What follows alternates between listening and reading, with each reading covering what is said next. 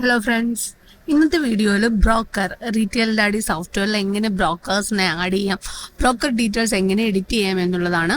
അപ്പോൾ നോക്കാം എങ്ങനെയാണ് റീറ്റെയിൽ ഡാഡി സോഫ്റ്റ്വെയറിൽ ബ്രോക്കേഴ്സിനെ ആഡ് ചെയ്യുന്നത്. അതിനായിട്ട് മാസ്റ്റർ എൻട്രിയിൽ പോവുക. മാസ്റ്റർ എൻട്രി, അതിൽ ബ്രോക്കർ ഓപ്ഷൻ അവൈലബിൾ ആണ്. സോ ജസ്റ്റ് ബ്രോക്കറിനെ സെലക്ട് ചെയ്യുക, ബ്രോക്കറിൻ്റെ പേര് കൊടുക്കുക.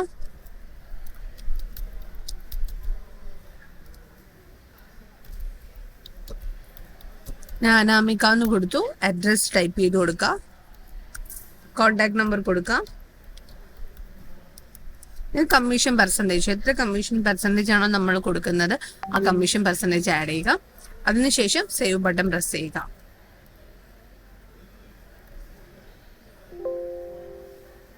ഇനി ബ്രോക്കറിനെ ആഡ് ചെയ്തു. ഇനി ബ്രോക്കറിന്റെ എന്തെങ്കിലും ഡീറ്റെയിൽസ് എഡിറ്റ് ചെയ്യണമെന്നുണ്ടെങ്കിൽ ഇവിടെ ഓൾറെഡി ബ്രോക്കർ ഡീറ്റെയിൽസ് അവൈലബിൾ ആണ് ഈ ലിസ്റ്റിൽ. ഓക്കെ, അതിൽ ബ്രോക്കറിനെ സെലക്ട് ചെയ്യുക. എന്താണോ ചേഞ്ച് ചെയ്യേണ്ടത് അത് ചേഞ്ച് ചെയ്തിട്ട് അപ്ഡേറ്റ് ഓപ്ഷൻ കൊടുത്താൽ മതി. ഓക്കെ, അപ്പോൾ നമ്മൾ മാസ്റ്റർ എൻട്രിയിലാണ് ബ്രോക്കേഴ്സിനെ ആഡ് ചെയ്യുന്നത്. അവിടെ തന്നെ നമുക്ക് ബ്രോക്കർ ഡീറ്റെയിൽസ് എഡിറ്റ് ചെയ്യാനും പറ്റും. Okay, thank you for watching this video. Thank you.